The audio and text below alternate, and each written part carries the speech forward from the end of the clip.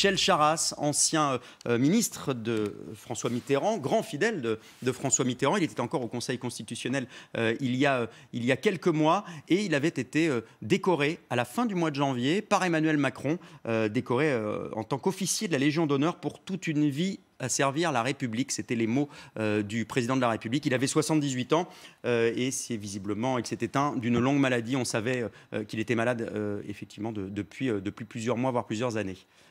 C'est une personnalité politique, pour le coup, haute en couleur, qu'on a beaucoup vu pendant des années, et qui était une personnalité médiatique aussi. Médiatique, extrêmement clivante, extrêmement intelligente, très brillant en droit.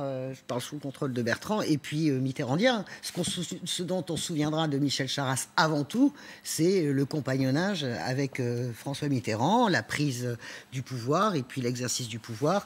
Et vous me parliez d'une image le jour des obsèques de François Mitterrand. C'est vrai que c'est Bertrand qui se souvenait de cette image. Moi, je Bertrand Perrier. Oui, il y avait cette image assez frappante de Michel Charasse, qui était un laïc vraiment au sens presque intégriste. Un bouffeur de curé, comme on dit. Oui, vraiment, et qui avait gardé le chien baltique de François Mitterrand pendant les obsèques, car il ne voulait pas entrer dans l'église. Vous vous souvenez du testament de Mitterrand, qui était sur ce point très sibyllin. Hein. Une messe est possible. Il y avait eu une messe, et Michel Charasse avait refusé, conformément à ses convictions d'entrée. Il avait trouvé comme prétexte de garder le chien de François Mitterrand. Moi, je garde aussi un souvenir, en effet, de Michel Charasse au Conseil constitutionnel, où il a siégé pendant 9 ans, de 2010 à 2019. C'était assez frappant. D'abord, c'était un immense juriste, grand spécialiste des questions de fiscalité locale notamment. Et alors, c'était redoutable de plaider devant Michel Charasse, parce qu'on avait l'impression qu'il dormait plus ou moins pendant l'audience. Et à un moment, il vous posait la question qui montrait qu'il avait tout compris. C'était la question que vous ne vouliez pas qu'on vous pose, qui vous déstabilisait, parce que c'était vraiment la question gênante. Il était d'une vivacité